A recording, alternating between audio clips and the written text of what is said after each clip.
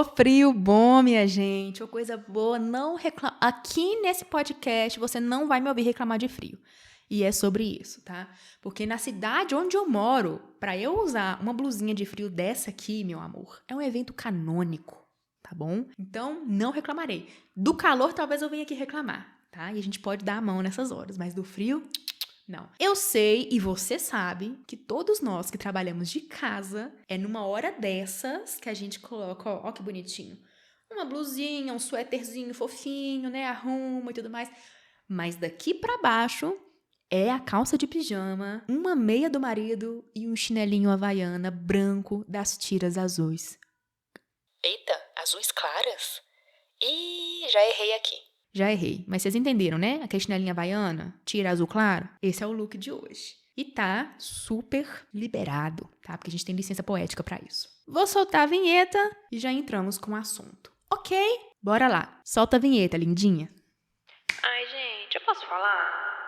Pode falar, porque aqui é o lugar certo pra isso e na terapia também. Oi, pessoal, eu sou Letícia Sattler e esse é mais um episódio do nosso podcast Penso Enquanto Faxino. Se você, meu amor, caiu aqui de paraquedas hoje, saiba que esse é o podcast em que eu solto tudo aquilo que passa durante a faxina, inclusive detesto, na minha cabeça, tá? E como não cabe nos meus stories, eu solto no podcast, que aí eu tenho mais tempo de fala. Ah, mas todo mundo tá fazendo podcast agora. Sim, tá todo mundo fazendo, então vem comigo, tá?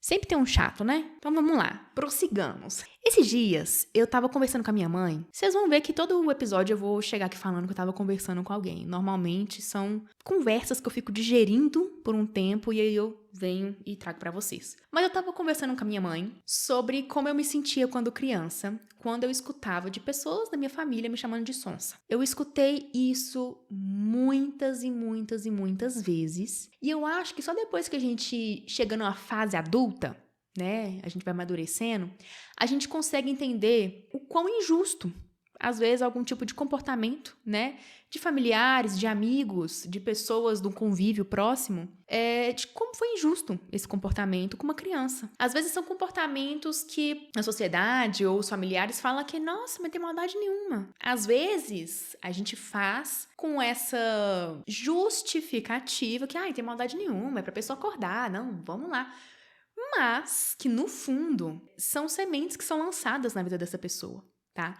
E aí a gente tem uma responsabilidade muito grande aqui, porque essas sementes que elas são lançadas pode parecer boba aos nossos olhos, porém, elas enraizam. E pode acontecer de que eu molde a minha identidade, que eu solidifique a minha identidade nessas sementes que foram lançadas. E isso é muito injusto. Isso é muito covarde mesmo. Eu tive essa conversa com a minha mãe e eu falei, mãe, que engraçado. Quando eu era criança, eu sempre escutei, essa sonsa, sonseira, menina sonsa, Letícia, pega o chinelo ali, Letícia. Aí eu, como eu já tava no estágio, assim, de ansiedade mental, né, a gente entra num estágio que a mente começa a trabalhar porque você fica com medo de não corresponder, né, à expectativa do adulto.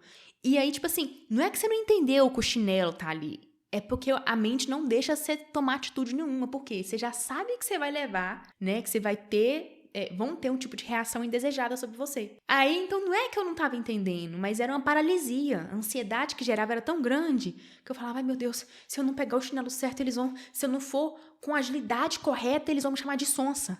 Ai, então... Olha o que gera no coração e na mente de uma criança ou adolescente, né? Pode ser que naquela época, né, eu não reagi conforme a expectativa deles. Eu não era ágil o suficiente para eles, né?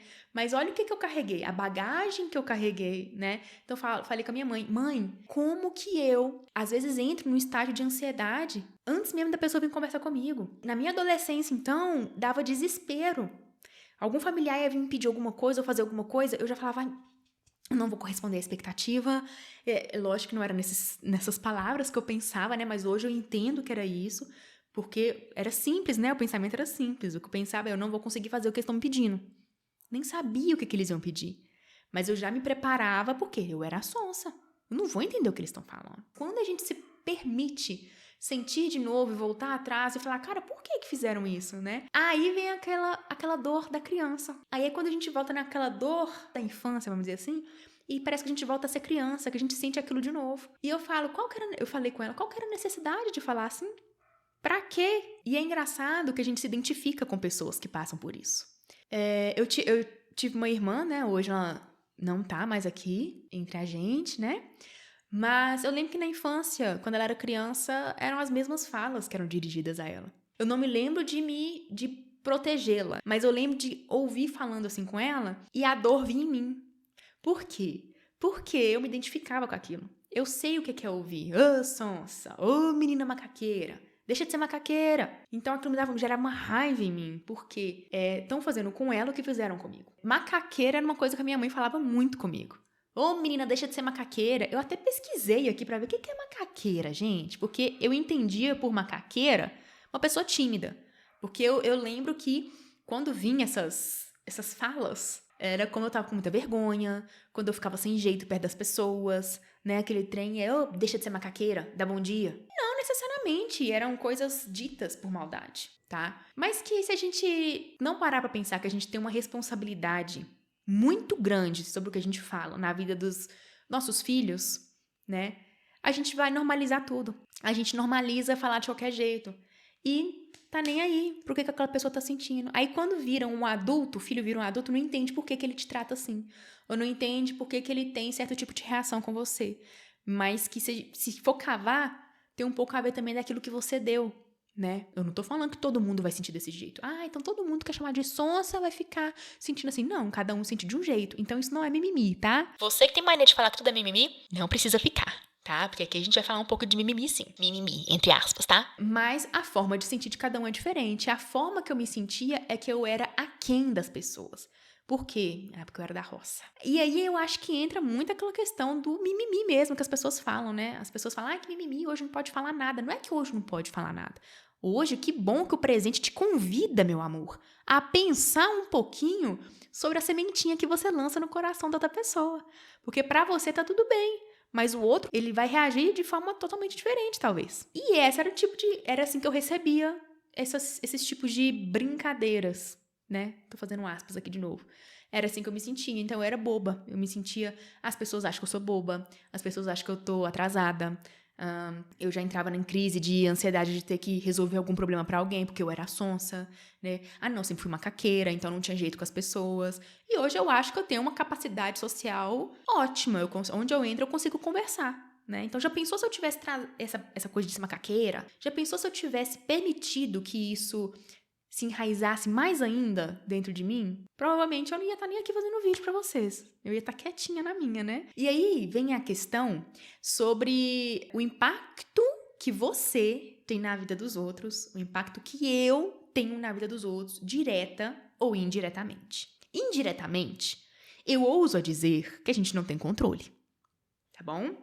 Eu lembro de uma amiga, uma menina que morava comigo, uma colega minha. Vou dar um breve resumo aqui pra vocês entenderem como que ela impactou a vida de alguém indiretamente. Aconteceu dela receber uma mensagem, um textão de uma pessoa que ela não tinha contato, que ela não tinha afinidade nem amizade. E essa pessoa mandou um textão falando que tal coisa que ela fez em tal hora atingiu ela. Tipo assim, a pessoa entendeu que um tipo de reação que essa minha colega teve em determinado lugar foi pra machucar ou foi pra dizer alguma coisa sobre ela e não tinha nada a ver. E quando essa minha colega leu isso, ela ficou muito triste, ela ficou chocada mesmo, que ela falou, gente, mas, meu Deus, eu nem sabia que essa pessoa tava ali. Eu nem sabia e não era nada a ver sobre a pessoa. Então eu acredito que isso é um impacto indireto e a gente não tem controle. E aí a gente tem um impacto direto. E eu acho que esse aqui cabe a nós, tá? Existem falas que eu preciso me policiar. E nós precisamos ganhar essa consciência, porque a semente que a gente lança na vida de alguém, isso é muito sério. E aí eu quero dar um exemplo de uma semente boa que foi lançada no meu coração. E que eu carrego isso até hoje. E foi de uma pessoa que eu não tenho contato nenhum. Eu vi uma vez na minha vida, eu era criança. Na rua da casa onde eu morava, embaixo, o avô da minha amiga tinha uma sapataria. E a gente sentou na porta dessa sapataria. Acho que minha amiga ela não vai nem lembrar disso, mas eu lembro muito bem. E aí chegou um cara lá, nunca vi na vida, eu era muito criança, eu nem lembro mais a fisionomia dele. E aí ele começou a fazer mágica pra gente, na porta assim. E ele falou assim, olha pra lá. E as menininhas, minhas amiguinhas que estavam comigo, todas olharam pra um lado. E eu não, eu fiquei de olho nele. Fiquei, ele vai fazer algum truque. E era óbvio. E olha só o que ele falou. Ele virou e falou assim, olha, essa aqui é inteligente, viu? Essa aqui é esperta. Eu falei pra vocês olhar pra lá e só ela não olhou. Só que aquilo ali, gente, eu levei pra mim de um jeito que era um elogio. Mas eu acreditei nele. Eu acreditei nele. Eu era criança. Eu devia ter 9, 10 anos de idade. Por isso que eu falo que a responsabilidade que a gente tem é muito grande. Porque a intenção dele não era de me fazer acreditar ou fazer o meu mundo.